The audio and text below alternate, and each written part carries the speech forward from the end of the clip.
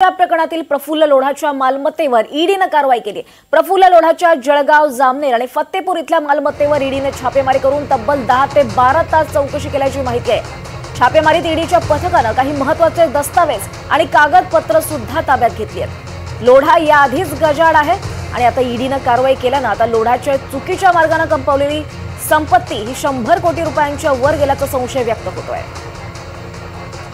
अधिक माहिती घेऊयात आमचे प्रतिनिधी मंगेश जोशी यांच्याकडून। मंगेश, या कारवाईत ईडीने केलेल्या कारवाईत नेमकं काय काय समोर आलेलं आतापर्यंत?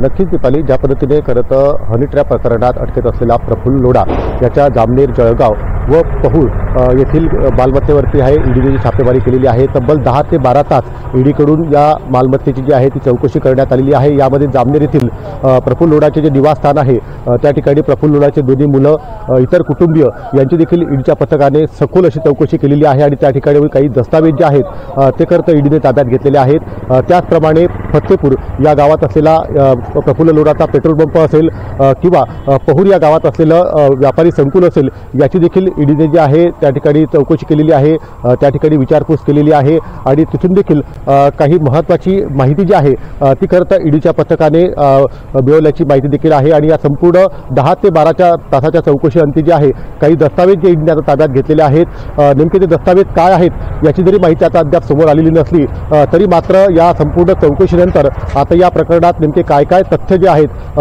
जे बाहेर येणार आहेत ते देखील पाहणं महत्त्वाचं ठरणार आहे। मात्र ज्या पद्धतीने अंधेरी MIDC असेल, साकीनाका पोलीस स्टेशन असेल, तसेच पिंपरी चिंचवडमधील बावधन पोलीस स्टेशन या ठिकाणी असेल, जे महिला अत्याचाराचे गुन्हे दाखल आहेत, गंभीर स्वरूपाचे जे गुन्हे दाखल आहेत, या गुन्ह्यानंतर खरं तर मुंबई पोलिसांनी देखील प्रफुल्ल लोढाच्या मालमत्तेची चौकशी केलेली होती आणि त्यावेळेस लॅपटॉप, पेनड्राईव्ह आणि काही इलेक्ट्रॉनिक डिव्हाइस हे देखील जप्त केलेले होते। त्याचा अद्यापही चौकशीचं काम जे आहे ते पोलिसांकडे सुरू आहे। त्यानंतर आता ईडीकडनं ही छापेमारी करण्यात आलेली आहे।